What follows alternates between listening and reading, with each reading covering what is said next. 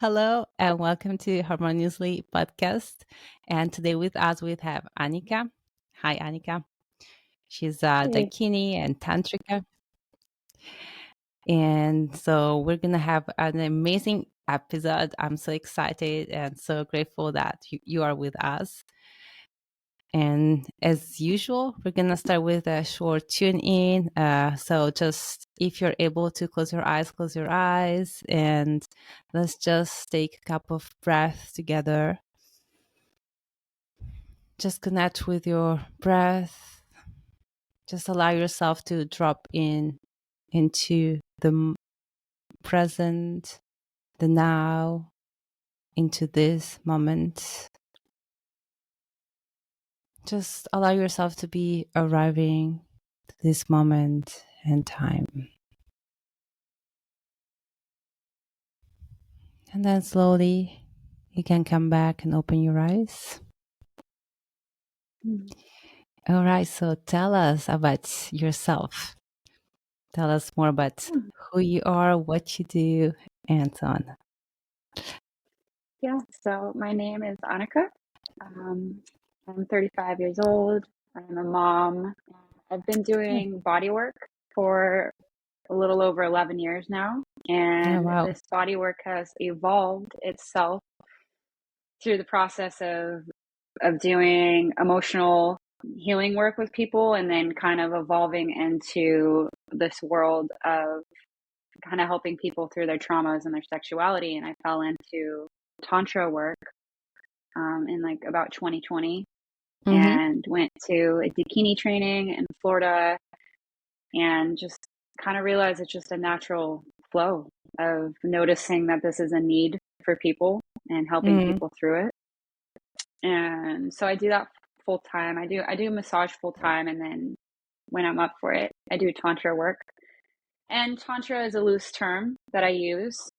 It kind of helps people to get into the door with this kind of work, but I say that, I'm doing energy work with people and helping people move energy in their body, help release things that don't serve them anymore, and kind of open this door of vitality. And hopefully kind of end the stigma of shame around sexuality just based upon my own kind of experience and my own healing journey. So as I've gone through my own journey, I've really wanted to help other people through theirs too. Just recognizing that sexuality and sensuality is kind of this elephant in the room that people in our society tend to close down and they don't want to address. And it's important. It's really important. Yes, is so important. And the one thing I wanted to mention, we're doing these episodes this month is the March 8th was the International Women's Day. So we want to dedicate this month to everything about women. So we know sexuality, of course, is not just about women, but definitely we're both women at the same time. But there's definitely a lot we can talk about this theme and Tantra, and also focus a little bit on the women's side. Of course, both parties are important, or more sometimes,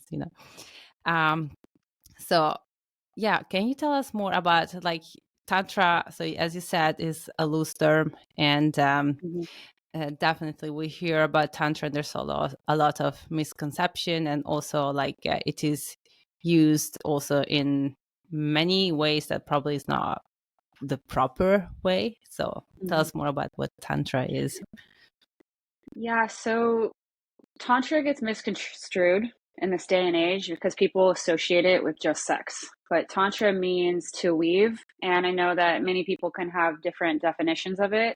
My understanding of Tantra is definitely the weaving of energy, but awakening your life force energy inside of you and creating connection and oneness with yourself, the universe, and, if you're with a partner, being able to create that connection.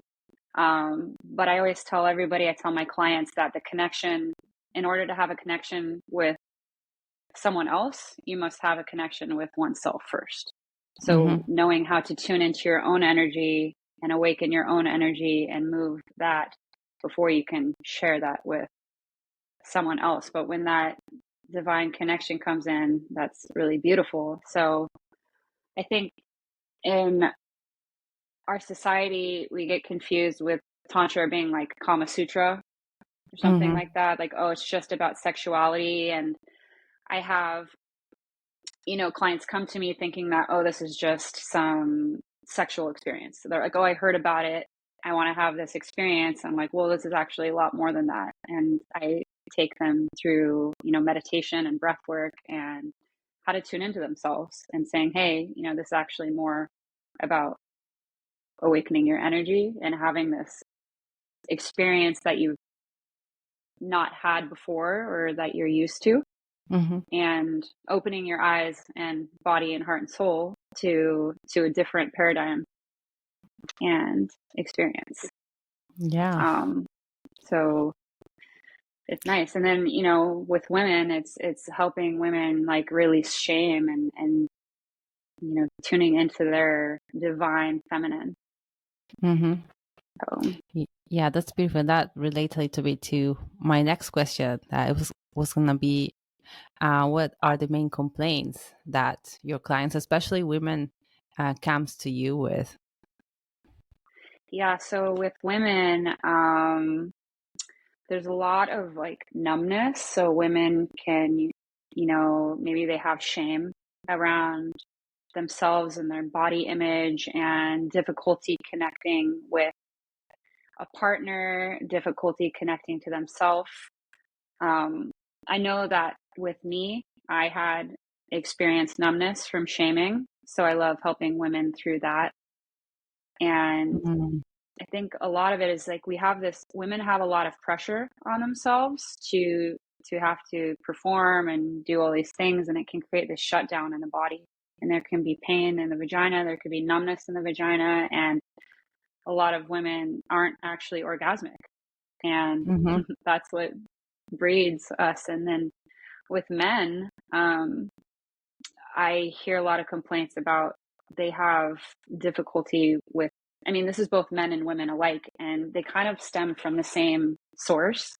But men say that, oh, they have difficulty getting aroused. They have difficulty being able to have an erection or inability to orgasm. And I've found that a lot of it has to do with porn, watching porn and having an Yeah. addiction to this disconnect of between the brain and the genitals, Okay. so that they're no longer tuned into themselves, but they're tuned into something outside. Uh-huh. And so, yeah, it comes Yeah, up a lot. that's very interesting. And probably, I mean, I have to say, like, as a woman, I always felt like that porn does not represent at all what I was feeling inside as a divine union, so an intimate relationship. Not should be, but like I felt I wanted, and that felt something like completely far away from what I felt, and that I had some partners or men that would think that that was the way it was supposed to be. It's so not. It's so far removed. I can't even watch porn now because I look at these men, I'm like, you don't know what you're doing, stop. And it's just not sexy at all to me. Hmm. Hmm. I'm like, oh, Yeah. So yeah. tell us more. What does porn? What issue can that create? And Yeah. So, um, porn creates this like hyper stimulation in the brain. And so if we see our body as this energetic column, let's say, and hmm. you're getting stimulated in your brain and then you're kind of stimulating your genitals, there's this disconnect going on from here to here, Okay. from the genitals to the top. And um, what I've like read about this subject is that when you watch porn, you're overstimulating this sensations, and then you have to keep getting more and more stimulated. So that's why people go to more extreme types of porn, and it creates this numbness in both the brain and the genitals because you're not you're having to create more stimulation each time. And then your brain no longer knows how to tune into the subtleties of the body and the subtleties of the soul. And it just becomes numb. And this goes for men and women. Women that are addicted to vibrators, and they have to keep increasing the pressure and whatnot, instead of knowing that we actually are orgasmic from very subtle place, that less is more with the body. And when you can tune fully into yourself, you can become a lot more aware and sensitive. And I had to do my own healing journey with this as well. And it took a lot of work. It took me tuning into myself, and I did have the help of a partner when I was going through this healing journey with myself. But as I tuned more into myself, I got it. I could feel the sensitivities, and it's still a journey, but I now can tell that, yeah, there's this disconnect there. And now I notice that I can't even watch porn or use vibrators or anything like that. It does something to my head that just feels really unnatural and not a turn. Yeah. The way you were describing it, it really sounded like an addiction, like any other kind of addiction that can be drug or anything, that it's just like more stronger, and it just go to the wrong direction, as you said, right? Yeah. So I imagine that when you say like tuning into a more subtle sensation, that's what Tantra can help us, right? So how can Tantra support this journey of rediscovering your own self, your own energy, your body?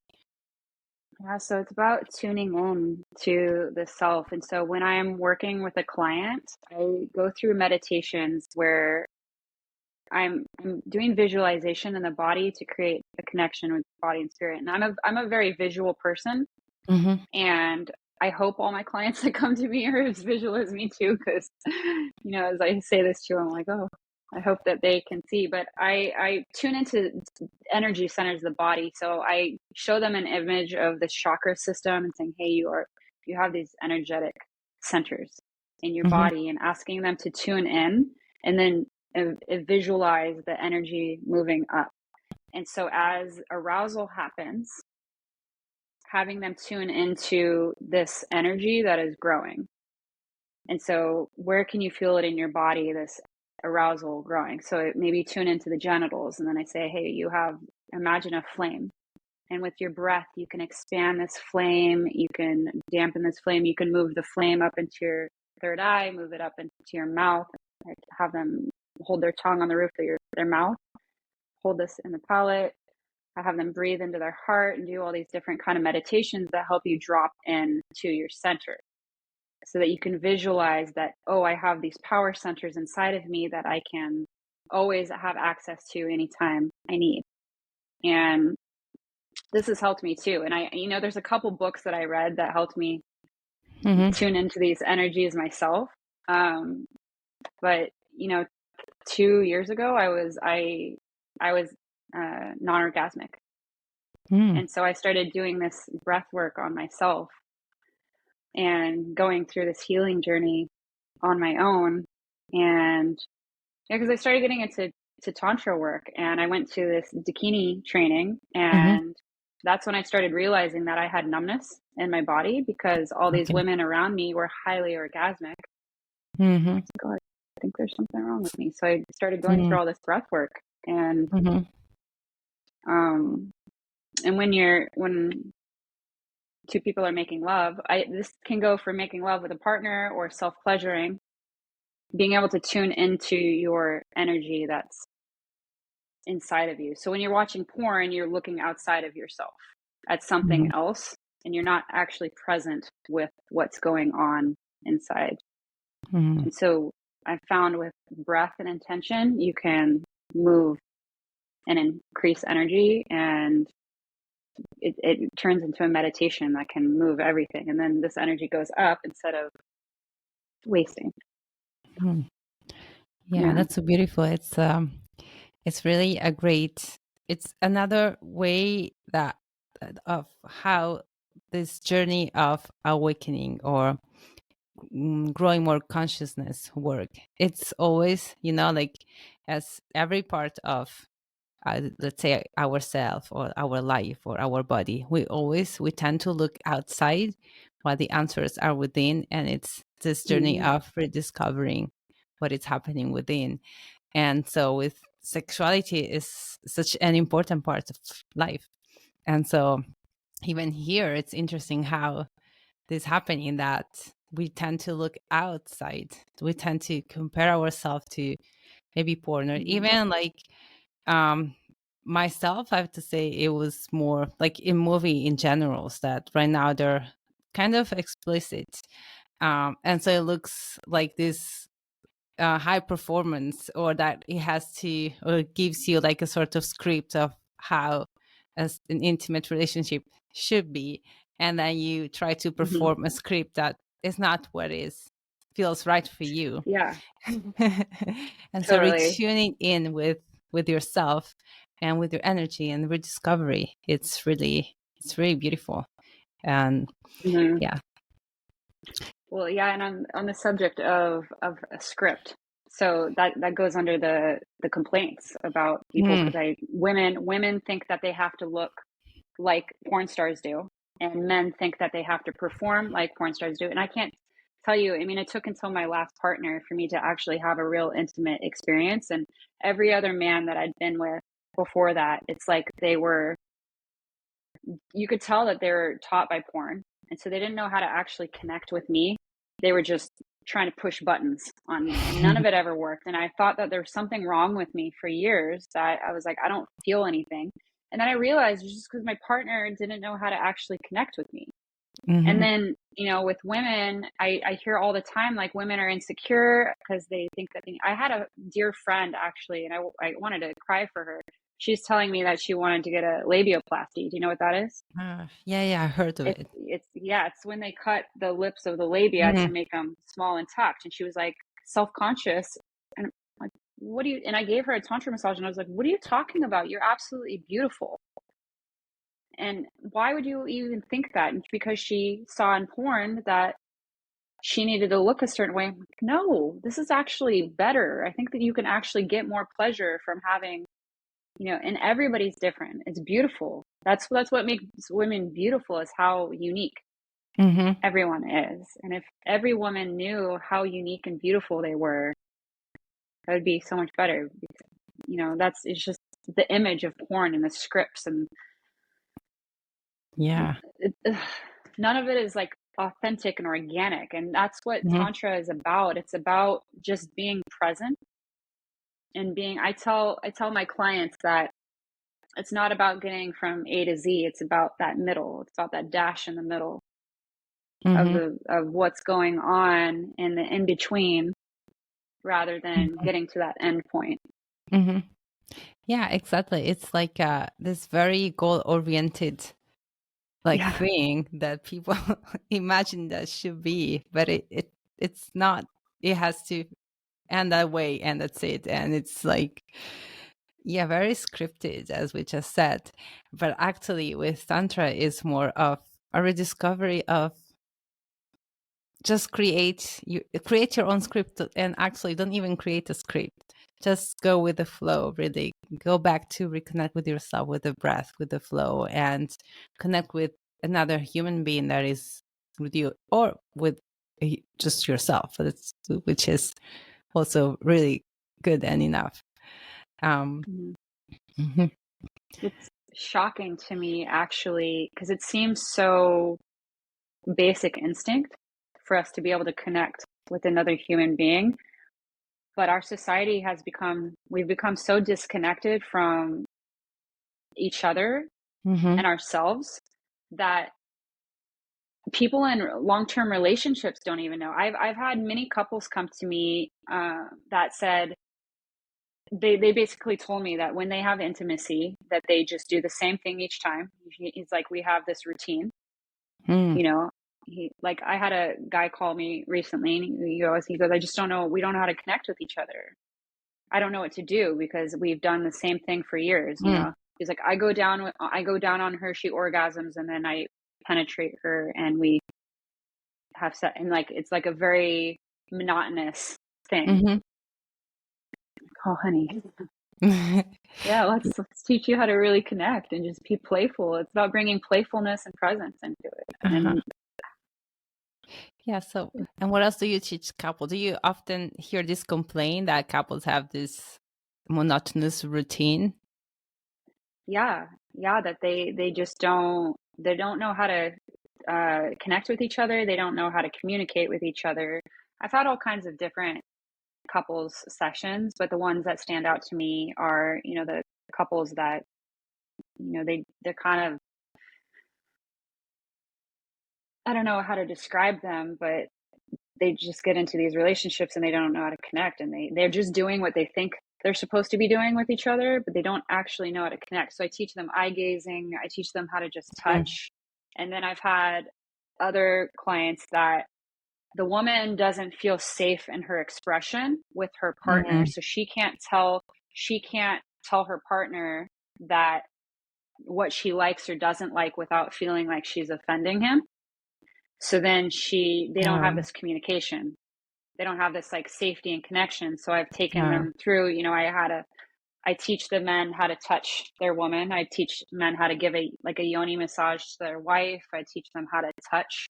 I like to use rose petals as an Mm. example of how to touch a woman. Because I was like, put this in between your fingers. You feel how light it is to touch? I was like, that's how you touch a woman. Stop with this, like, stop with this scratch ticket lotto DJ rubbing. Like, just stop. And then, you know, Um, another thing that people don't realize is that women need to be warmed up. You know, intimacy comes yes, before yes. the bedroom. Oh, yes. You know, like one of my teachers, she said that men go honk honk. And that's what men would do. They would get it and they would just go straight for my genitals and stuff. And it was like grabby and pushy, and I couldn't, I wasn't aroused ever. I Yeah, wasn't into it because yeah, it happens. One, you know, you got to romance her before you get even uh-huh. into the bedroom and just connect. Women need connection, Yeah. I think and men too. that's really that I'm sure many listener will find themselves in the story. I think that's so common. And again, like if we link again with what we said about porn and or movies or whatever, it looks like it has to be all this fast, and then women are not aroused, and then maybe they force it, and then it's just doesn't really work that well, or Mm-hmm. not well at all. And then maybe you think you're wrong. Like that's actually was my story. I thought the same, that there was something wrong with me. Um, but even though inside it was like, well, I don't think that what they portray there is right, but okay, maybe I'm wrong. Um, and then with Tantra, I discovered that actually my body has always been right, and rediscovering not only, as you said before, the subtle sensation, but also the wisdom of our body that Mm-hmm. knows it. And so the beauty of reconnect with the body and also reclaiming that respect. I think that for me at least, by knowing that actually as women we need a certain touch, we need a certain romance, as I said, we need a connection, and we need different elements before connecting with the body. And that very slow and delicate touch. And then we need the arousal that takes time. And knowing all that for me was, I was stronger to reclaim that for myself, and like to ask for that.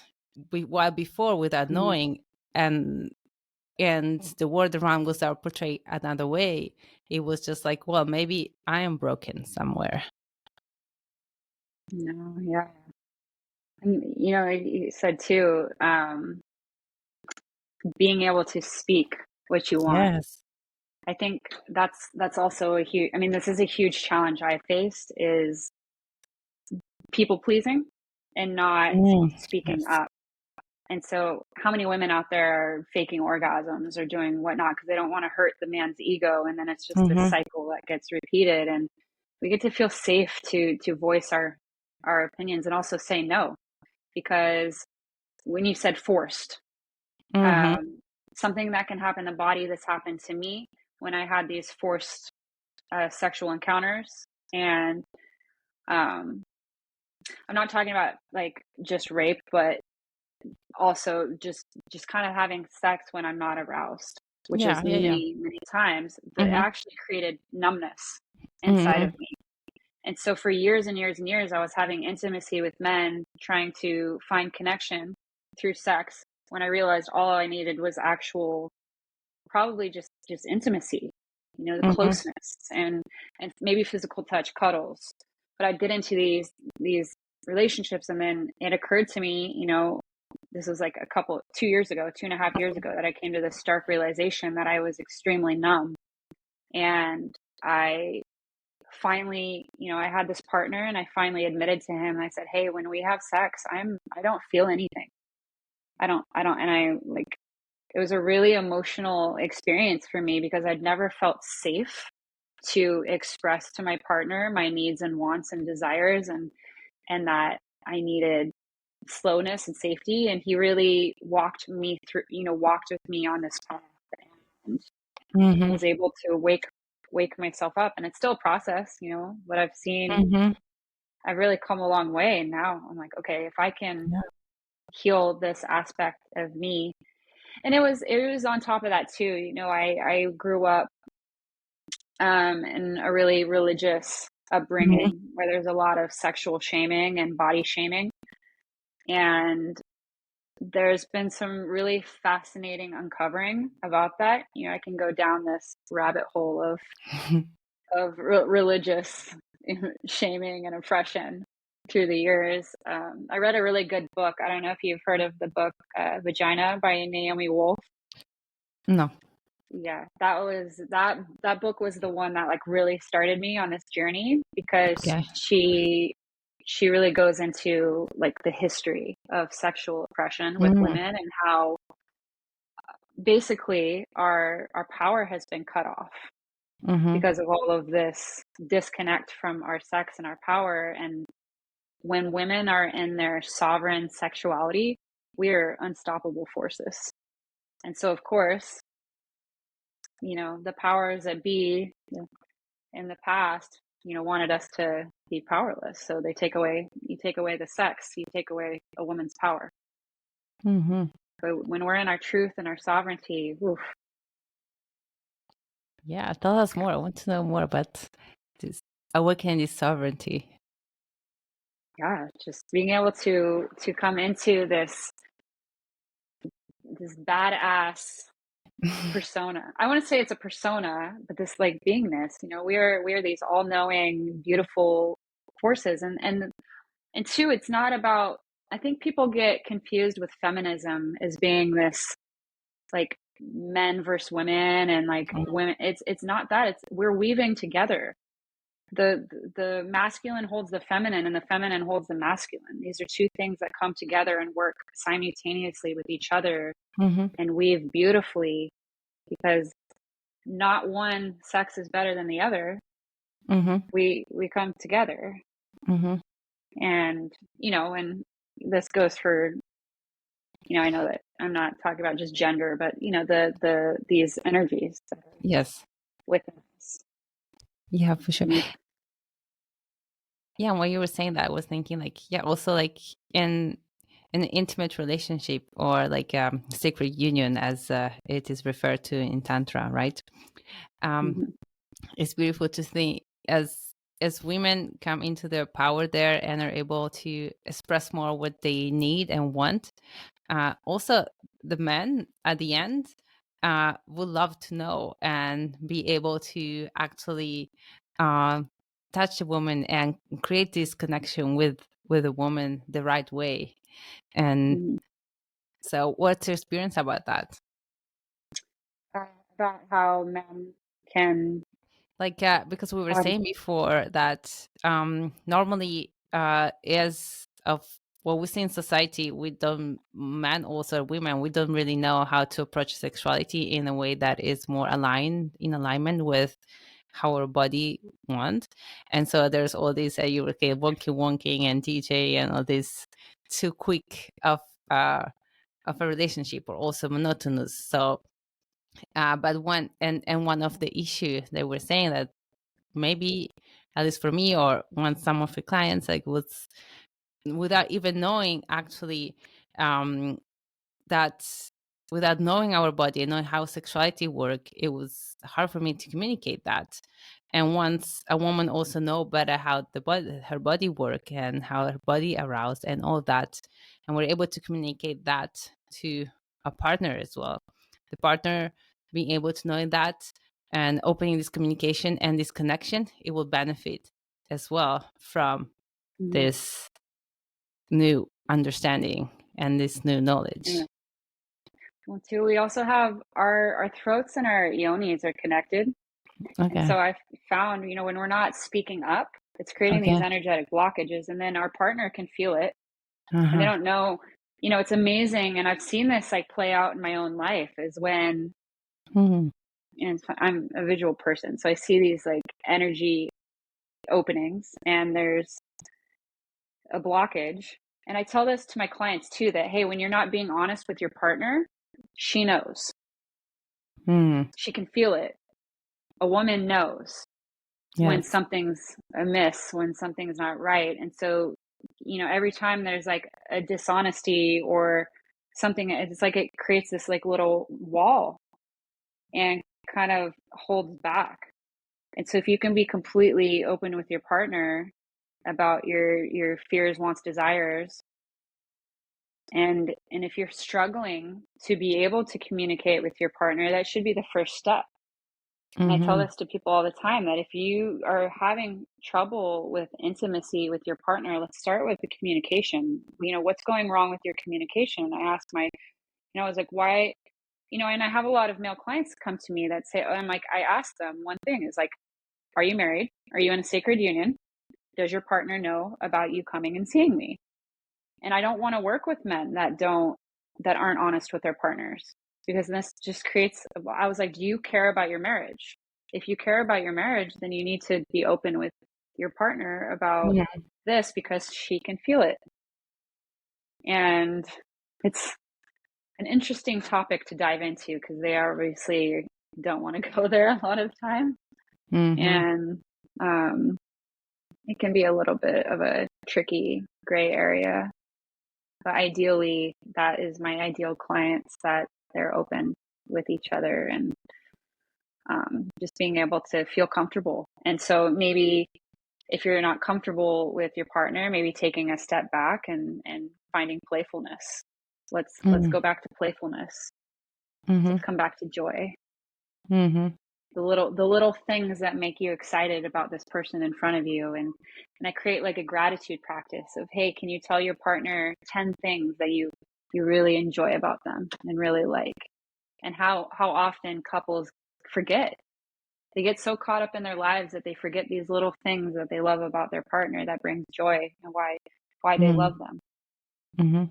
It's kind of like just coming, like stepping back and stepping back and stepping back to get closer. I don't mean Okay. like stepping back, but seeing a Sit. bigger picture. Yeah. And Yeah. Yeah. Mhm. Yeah. That's beautiful. I love that. So as you said, first of all, reconnect through the communication, because probably some communication has been lost and it's felt, and then find again which are the small little things that. So you said bring the joy back, bring the playfulness into Yeah, the couple. the whole world gets to be more playful. We Oh, all get to that's play. true. That's really a big insight, actually. Um, Playfulness, or a big or a great tip. Um, yeah, that's something that I received as message many times, to bring back the playfulness Mhm. in all aspects of my life, but yes, also with people. That's really what, like, when I think when you bring back the playfulness and you're able to play with someone, you forget about all the stories, or the past, or the future, whatever, it's just being in the present moment and being with a soul, and everything else doesn't matter. And that's what it's supposed to be. Anything else doesn't matter. It's being in the now with another soul and connect with the soul in front of you. Yeah, I have, so if I can share my first experience with this. So when I went to massage school 11 years ago in Hawaii, and this was my first really insight into connection with another person. And in our first week, maybe it was the first day of school, we did an eye gazing exercise. And you wouldn't think that eye gazing, one, the eyes are the window of the soul, as they say, that you connect, to someone's soul through their eye, through their non-dominant eye, I believe, the left eye. Okay. But I remember my thought patterns during this exercise, that I'm looking at this person across from me, and I'm not even looking at, I remember I wasn't even looking at her because I was so self-conscious about myself. I'm like, oh, she's looking at my zit on my forehead. She's like judging me. She, just all this judgment coming up. And after, it was probably 20 minutes or something that we had to sit there eye gazing. And at the end of the time, my teacher says, okay, now I want you to talk about your experience. And the first thing that the girl said was like, oh, I wasn't even looking at you. I was just so focused on that you were judging me. Oh. And I just felt these walls go. Interesting. Yeah, that neither of us were even focused on this other person in front of us, because we're so caught up in our own stories about our own judgments upon ourselves. And we're all doing this. We're all walking around so hyper focused on people judging us and feeling shame and not feeling confident in our bodies that we're not even connecting with another person. And just eye gazing in itself, so powerful. Just touch, subtle touch. I tell people to pretend that they have microscopes on their fingers and just I like that. touching, just feeling what it feels like to be present with the sensation of skin. Don't try to do anything. You're not trying to reach any goal. You're not doing anything. Just be present with what's there. Just slow down. Just stop. Just be present. Notice the little things, the subtleties. Yeah, I love that. Like Beautiful. explore, rediscover. Yeah, your body, the other person, starting from the eye gaze, and then it doesn't need to go anywhere. And one thing that I really love, and it's like at least, I mean, you can bring in tantra. I mean, like you can bring in intimate relationship. It's like you can open up your connection or your experience with the other person. You can call it a session, divine union, whatever, with any setting intention. And I found it for myself very liberating to set intention of like, I just want to explore wherever it goes, not feeling the pressure. As we talked before, that it has to be a certain goal at the end of it, so an orgasm, or has to go there. But no, it's just exploration. So anytime I can say exploration is over, like I don't feel comfortable anymore, or I got tired and I'm not into the mood anymore. And that felt like really bring back my power back and feel more confident, and also be able to trust and let go more. So I definitely think that's a super important thing. And that's actually making me remember one of the reasons why I think I wasn't orgasmic in the past, is because I had all of this pressure. And this comes from my early lovers that, these immature men, they'd be like, oh, did you come? Did you come? And so I have all this pressure. Instead of just relaxing and being in the moment and enjoying the moment, I'm like, oh, I have to get to this goal. I have to get to this goal. And also this pressure, and I really appreciate the last partner I had, because he was very good about being slow and just doing whatever. And there was never any goal. And if we weren't feeling it, he would just stop. There's never any pressure. He was like, I'm not turned on if you're not turned on. And we could just do whatever. Mm-hmm. And my body really opened up to him. And it was the first experience I ever had in my life like this. It was really beautiful. And I'll never be able to go back to whatever I had before. I don't know what I was doing. I look back, I'm like, what was I doing all those times? What? How? So yeah, a woman needs to be fixed. Yeah, just feel safe to be whatever is present in the moment. Mm-hmm. No agenda, no, just go. If we want to just touch. Oh, and it's like the same thing with it's like the same with consent, because you say like consent can change, right? And having consent is really important in these circles in Tantra. That's one thing that's like really huge is making sure you're on the same page with the other person and having consent, but consent can change. So if you're okay, both men and women need to feel safe that, oh, I can change my mind. I'm feeling something right now, but I might not be, but that can change. And feeling Mm-hmm. safe to be able to change your mind. Mm-hmm. Like, I was feeling turned on, but now I'm not. That's okay. We don't Mm-hmm. have to continue, Mm-hmm. and vice versa. And that doesn't get talked about enough. I think that's Yeah. something that needs to be really pushed, because how many people just continue on doing something because they don't want to disappoint someone else? And Mm-hmm. Mm-hmm. yeah, that's not good. And then too, letting men do things. And, I don't know if you've had this experience, but like men that have touched me in a certain way, they're doing some kind of technique or trick or whatever, and they're like, well, everybody else seemed to like it. Are you sure? Like, are you sure about that? Like, I don't think you should do that. Too, what works on one person doesn't work on everybody either. That needs Mm-hmm. to be. Yeah, especially women. Is it true? Like, I don't remember how it's called exactly, but I think it's the nerves around the vagina. They're so different. Mm-hmm. Each Mm-hmm. woman is so different. It's like digital prints, right? Or fingerprints, not fingerprints. I call it. Yeah. Oh, totally. Yeah.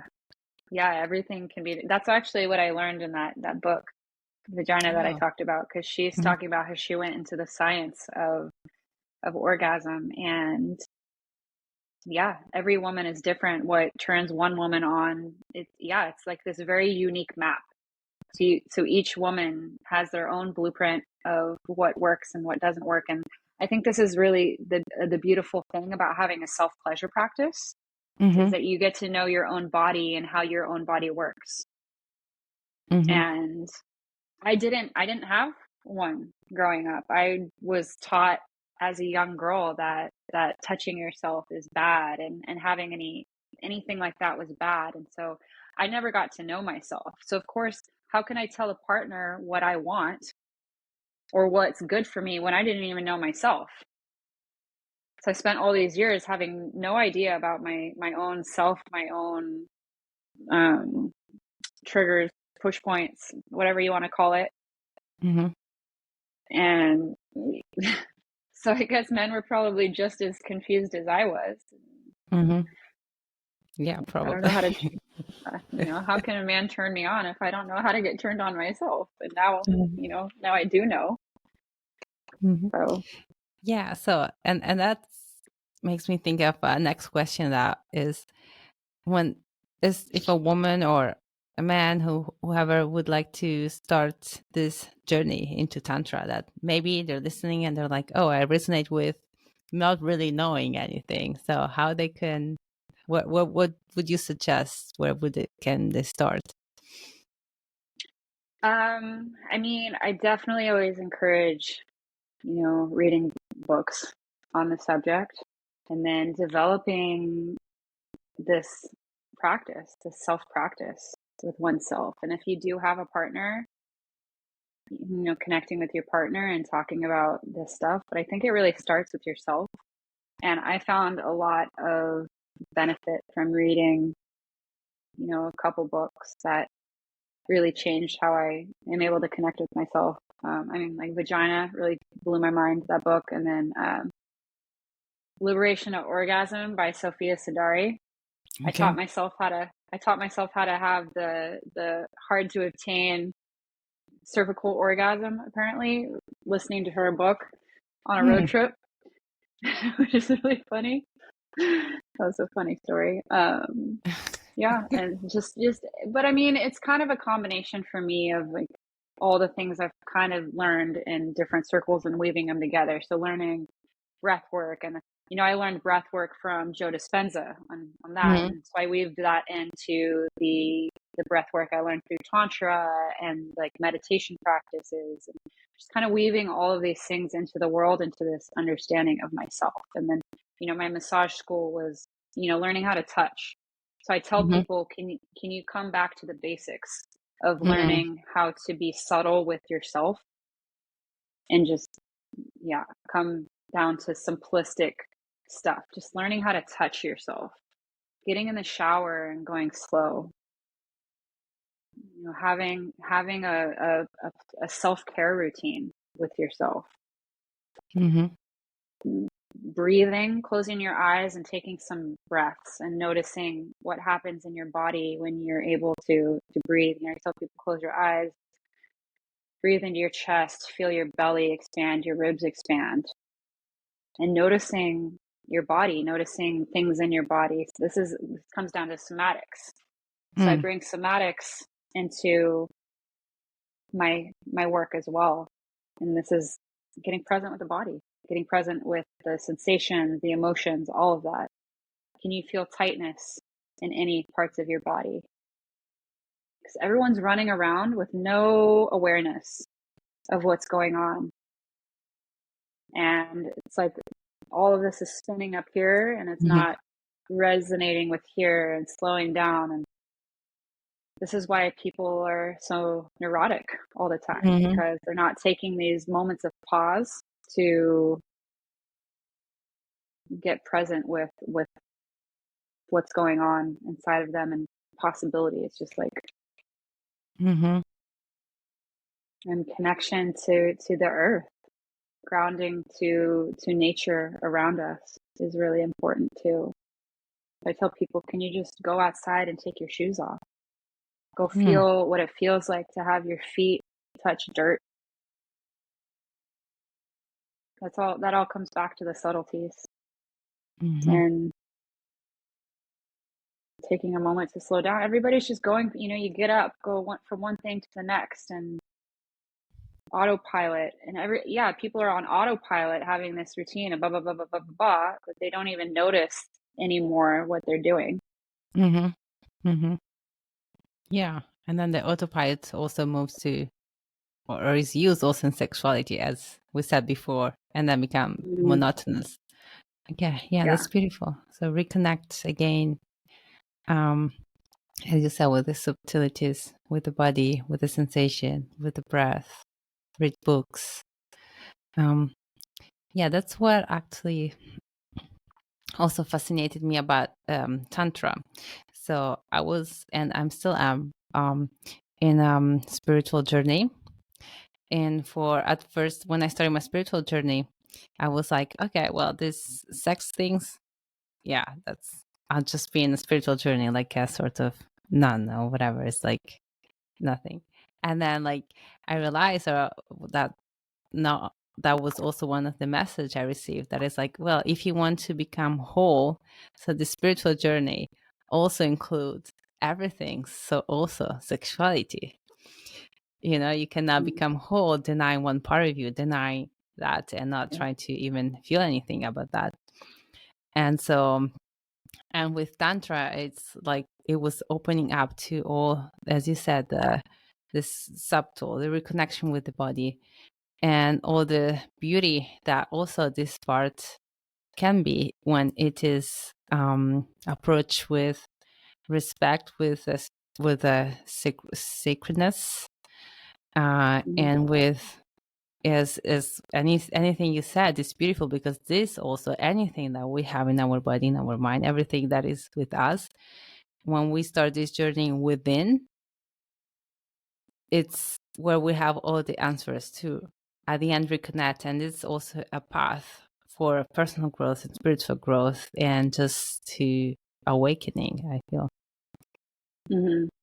Yeah, I resonate with that a lot, and feel that's really important that everyone comes back to that aspect. Yeah, there's something to be said about it being sacred too. That's a really important thing. I know that everybody has their own journey, because I can't say, what works for me, because sex has become a very sacred thing. I can never go back to having casual sex, and I'm not going to judge anyone for wanting to have casual sex, but there's something to be said about having a deep, like, connection with someone. And now it's interesting, because now I'm starting to understand the Christian beliefs around marriage and whatnot, because I was like, it doesn't matter. Because to me, I'm like, okay, I don't really care about the whole legal document thing, but I understand sacred union. So sacred union is a really beautiful thing. And I do believe in soul ties. I do believe that when you're really connected, and I'm feeling this now in the midst of a breakup, I'm feeling how deeply connected I am to this person that I had created so many soul ties with, and how hard it is to break away. And, I think if people had told me as a young girl, hey, be careful who you have sex with, because you create these soul ties, I think I would have really been a lot more careful. And just knowing that sex isn't, in our society, exactly what you said, that to create wholeness, we can't leave out this aspect. And this is something I found. Like I said, it's the elephant in the room. So, you can go to a therapist and do all this healing work on yourself. But if you're ignoring, sexuality is like what makes up probably 98% of us. And it's like you're just completely denying, and like, your entire self by creating this taboo around sexuality, when all sexuality is, it's our life force. It's our life force energy, and it's okay to like, we don't need to shame it anymore. There's nothing to be shaming. And that's what I want to help people to come back to, is being okay with their sexuality, their sensuality, their beingness. You get to look at yourself and say, yeah, I'm this sexy, beautiful, radiant human being that has needs and wants and desires. And there's nothing wrong with that. And we get to celebrate that. Yes. I think in society, people have started to think that having wants, needs, and desires is something that's wrong and bad and wrong. And it's not. I'm not sure why that came into something like we're selfish if we have needs. And no, we all get to have them. It's beautiful. Yeah, I love that. So, what would be your last words to conclude all these beautiful things that you shared with us today? My desires is that everyone can really tune into themselves and love themselves, and love their wholeness, and love their uniqueness, and come back and take connection with yourself, with the world around you, with your fellow humans, and just create connection. We get to all have connection. That's what we thrive on. Yeah, beautiful. And shame. Let's like wake up from this shame into the blissful awareness and love. Radical self-love. I love that. Radical self-love.